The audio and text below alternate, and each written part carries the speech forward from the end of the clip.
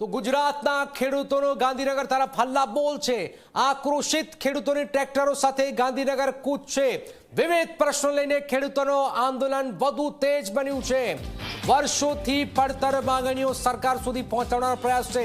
ખેતરોમાં વીજ લાઇન, વીજ પોલના યોગ્ય વર્તનની માંગ, એમએસપીની ગેરંટી અને પાક પોષણ સંભાવની માંગ। વિરમગામ હાઈવેથી મોટી સંખ્યામાં ખેડૂતો રવાના થઈ રહ્યા છે। પાલ આંબલી આપ જોઈ રહ્યા છો। ખેડૂતો વર્ષો બાદ ગાંધીનગર તરફ એક જ ધૂન 15 જૂન અને આપ જોઈ રહ્યા છો હજારોની સંખ્યામાં ખેડૂતો વિરમગામથી શાંતિપુરા સર્કલ થઈ ઓગણજ પહોંચશે। ખેડૂતો અમદાવાદના ઓગણજમાં જાહેર સભાનું આયોજન છે। ગુજરાત કિસાન સંઘર્ષ સમિતિના નેજા હેઠળ આ લડતનું આયોજન છે। ગુજરાત કિસાન સંઘર્ષ સમિતિના નેજા હેઠળ રાજ્ય સરકાર સામે જે રીતે ખેડૂતો સામે પડ્યા છે, ખાસ કરીને તેમના ખેતરોમાં ખાનગી વીજ કંપનીઓ દ્વારા બળજબરીપૂર્વક જે વીજ પોલ ઊભા કરવામાં આવી રહ્યા છે, તેમને યોગ્ય વળતર નથી મળી રહ્યું। આ ઉપરાંતના વિવિધ મુદ્દાને લઈને તેમનો જે રોષ છેલ્લા કેટલાક દિવસથી જોવા મળી રહ્યો છે અને આજે ગાંધીનગર સુધીની વિશાળ ટ્રેક્ટર રેલીની જે જાહેરાત કરવામાં આવી હતી તેની આખરે શરૂઆત થઈ ગઈ છે। આપ જોઈ શકો છો વિરમગામ હાઈવેથી સાણંદ થઈ અમદાવાદના શાંતિપુરા સર્કલ થઈ અને ત્યાંથી રિંગ રોડ મારફતે તેઓ ગાંધીનગર પહોંચવાનું આયોજન ધરાવે છે। હાલ તો ખૂબ જ મોટી સંખ્યામાં અહીંયાથી ટ્રેક્ટરોની નીકળવાની શરૂઆત થઈ ગઈ છે। તબક્કાવાર તેઓ ધીમે ધીમે આગળ વધશે અને જે પ્રમાણે ખેડૂત આગેવાનો સાથે વાત થઈ છે, તેમની જે માંગણી છે અને સરકાર સામેની તેમની જે રજૂઆત છે તેને લઈને તેઓ કોઈ પણ રીતે નમતું જોખવાના પક્ષમાં નથી। આપ જોઈ શકો છો ખેડૂત પુત્રો જે છે જય જવાન જય કિસાનના સતત નારા લગાવી રહ્યા છે અને અહીંયા હાલમાં પણ હવે પોલીસ બંદોબસ્ત જે હતો તે પણ તેમને પૂરતો સહયોગ આપી રહ્યા છે। ખેડૂત આગેવાનોનું કહેવું છે કે કાયદો અને વ્યવસ્થા જોખમાય તેવી કોઈ પણ પ્રવૃત્તિ તેઓ આ રેલી દરમિયાન કરવાના નથી।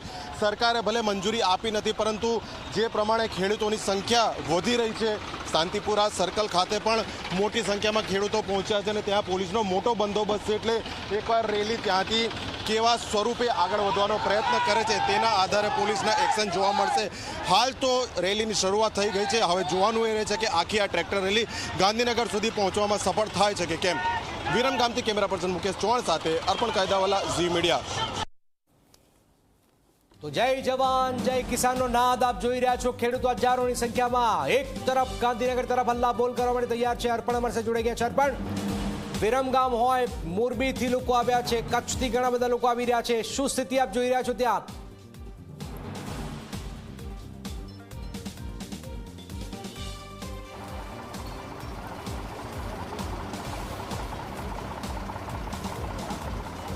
જનક, જે પ્રમાણેના એક્સક્લુઝિવ દ્રશ્યો આપણે બતાવી રહ્યા છે, હું પોતે પણ એક ટ્રેક્ટર ઉપર સવાર છું અને જે ટ્રેક્ટર રેલીની શરૂઆત છે તે વિરમગામથી થઈ ચૂકી છે।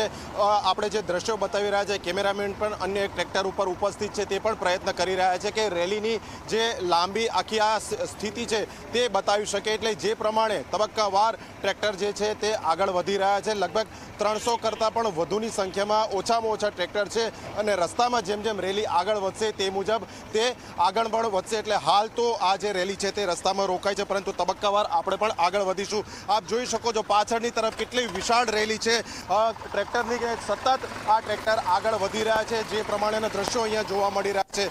શાંતિપુરા સર્કલ પહોંચવાનું પ્રથમ તો આ રેલીનું આયોજન છે, તે બાદ જોવાનું એ રહે છે કે પોલીસ દ્વારા આ રેલીને લઈને આગળના શું પગલાં લેવામાં આવે છે, કારણ કે કાયદેસરની મંજૂરી લેવામાં પણ નથી આવી અને પોલીસે કોઈ મંજૂરી આપી પણ નથી। કારણ કે જે પ્રમાણે ખેડૂત આગેવાનોનું કહેવું છે કે આચારસંહિતા હોય, ચૂંટણી હોય તેવા સમયે મંજૂરી લેવાની હોય છે, પરંતુ આ રેલીની તેમને સરકારને જાણ કરી દીધી છે। એટલે જે પ્રમાણે આ રેલી વિરમગામથી નીકળી ચૂકી છે અને આગળ તરફ જઈ રહી છે સાણંદના શાંતિપુરા ચોકડી જે અમદાવાદની છે તે તરફ। એટલે ખૂબ જ મોટી સંખ્યામાં જનક આપણે આપણી ફ્રેમને ઝૂમ કરીએ ત્યાં સુધી જ્યાં નજર કરો ત્યાં ફક્ત ને ફક્ત ટ્રેક્ટરની કતાર જોવા મળી રહી છે અને આ કતાર કેટલી લાંબી છે ત્યારે ખબર પડશે કે જ્યારે તમામ ટ્રેક્ટરો અહીંયાથી પસાર થઈ જશે। પરંતુ આપણે પણ રેલીની સાથે સતત આગળ વધી રહ્યા છીએ, એટલે આપણે પણ તરત આ રેલીની સાથે પ્રસ્થાન કરીશું। જી બિલકુલ બિલકુલ, આપની પાસે આવીએ છીએ। આપ જોઈ રહ્યા છો અર્પણ, વિરમગામથી આપ જોઈ હજારો ખેડૂતો એક જ માંગ, હવે લડી લઈશું।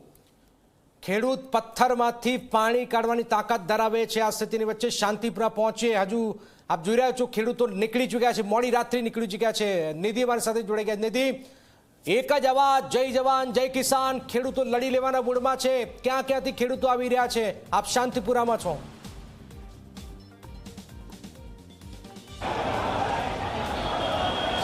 બિલકુલ, જો વિરમગામથી જે ટ્રેક્ટર રેલી નીકળી છે અત્યારે રસ્તામાં છે, ધીમે ધીમે શાંતિપુરા સર્કલ પાસે પહોંચી રહી છે. પણ અહીંયા પહેલેથી જ ખેડૂતો ઉપસ્થિત છે. આ ખેડૂતો માત્ર અમદાવાદ જિલ્લાના નહીં પરંતુ પૂરા ગુજરાતમાં ઠેર ઠેરથી, તે તમે બનાસકાંઠાથી લઈને વાપી વલસાડ સુધીની વાત કરો કે પછી આ તરફ પોરબંદરથી લઈને તમે અમદાવાદ અને મધ્ય ગુજરાતથી લઈને દાહોદની વાત કેમ ના કરો.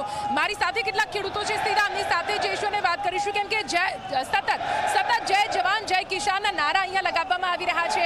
એક આક્રોશ તેમના ચહેરા પર જોવા મળી રહ્યો છે. હવે અન્નદાતાના ચહેરા પર, ખેડૂતોના ચહેરા પરનો આક્રોશ આખરે સરકારને કેટલો ભારે પડી શકે છે તેનો અંદાજો કદાચ સરકાર અત્યારે નથી લગાવી શકી રહી. આપણે ખેડૂતો સાથે જ વાત કરીશું. શું નામ છે તમારું?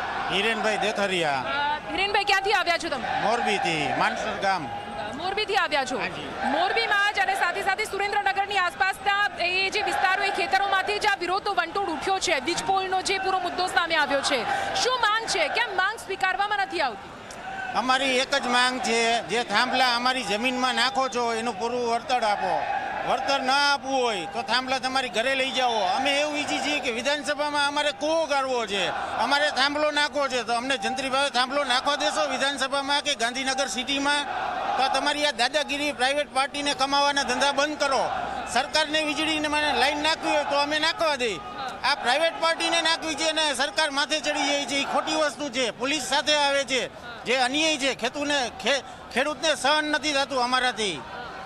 ખેડૂતો સાથે અન્યાય થઈ રહ્યો છે કાકા? અન્યાય થઈ જ રહ્યો છે ને. શું અન્યાય થઈ રહ્યો છે? શું માંગો છો તમે? આ વળતર શું આપે? મફતના ભાવમાં થાંભલા નાખે અને વીજળીનો પાવરના પૈસા પૂરતા લઈએ કંપની. અમને શું દઈએ? તમને કંઈ નથી મળતું? અમને કાંઈ મળતું નથી. બરાબર. એટલે વળતર સરખું મળવું જોઈએ. વળતર સરખું દઈએ તો જ મેળ પડે અમારે. કાકા, તમારું ખેતર ક્યાં આગળ છે? અમારું હળવદ, મોરબી જિલ્લો, હળવદ તાલુકો, હળવદ તાલુકામાં અડિયાણા ગામમાં અમારું ખેતર. એમાં ટાવર આવે છે. ખૂબ લાંબા સમયથી ખેડૂતો ગત દિવસોમાં જોયું છે કે કેવી રીતે વિરોધ પર બેઠા, અટકાયત થઈ, હુમલાઓ. જમવાજી તો રાતની પોલીસને લાવીને ખાડા કરવા મળે, જેસીબી હિટાચીને લાવીને જમવાજી ને એટલી વારમાં તો આવીને કરવા મળે. આખું અહીંયા બેસવું પડે છે. બૈરા છોકરા બધા અહીંયા રહી. એટલે પહેરેદારી આપણે ખુદ જ આપણા ખેતરની પહેરેદારી કરવી. હા, આપણે કરવાની. પોલીસ પ્રોટેક્શન લાવીને એ લોકો તો ધમકાવીને કાઢી મૂકે આપણે જાવ એટલે. રાતે આપણે ઘરે ઊંઘવા આવી ત્યાં પાછું ચાલુ કરી દે કામ. તો શું માંગી રહ્યા છો હવે? અમને પૂરતું વળતર આપે.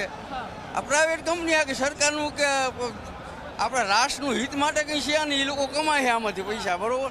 અમને પૂરતું વળતર આપે. એટલે જો સતત એ માંગ કરવામાં આવી રહી છે કે પ્રાઇવેટ કંપનીઝ આજે થાંભલા નાખી રહી છે, વીજપોલ નાખી રહી છે, તો વળતર આપવામાં શું વાંધો હોઈ શકે? જે માંગ કરવામાં આવી રહી છે એમાં રાજસ્થાનનું જે મોડેલ છે એની માંગ કરવામાં આવી રહી છે. કેમ રાજસ્થાન મોડેલની જ માંગ કરાય છે? મેડમ, રાજસ્થાનમાં પોષણક્ષમ વળતર સરકાર આપવા મંજૂર થઈ ગઈ છે ને એમને પોષણક્ષમ. મેડમ, એક સ્પષ્ટ વાત છે, ખેડૂતો વિકાસના વિરોધી નથી. અમે વિકાસ રૂંધવા માંગતા નથી, પણ જ્યારથી આઝાદી મળી ત્યારથી ખેડૂતોની છાતી પર વિકાસ થયો છે એ બી અમને મંજૂર છે. પણ હવે આ કંપનીઓ સેવા તો કરતી નથી, કરોડો રૂપિયા પૈસા કમાય છે. તો જ્યારે ખેડૂતોને વળતર પૂરું આપવાનું થાય ત્યારે એમને કેમ પેટમાં દુખે છે ખબર નથી. અમારી માંગ છે MSPની, પછી ખાતરના ભાવ વધારાનો વિરોધ છે અમારો, દૂધના પ્રોબ્લેમો છે, દૂધના ભાવના, અને મુખ્ય મુદ્દો છે આ ટાવર જમીન સંપાદન કરે એના વળતરની. તો અમને પોષણક્ષમ ભાવ આપે, વળતર આપે તો કોઈ ખેડૂત વિકાસનો વિરોધી નથી. તમે તો એક યુવા ખેડૂત છો.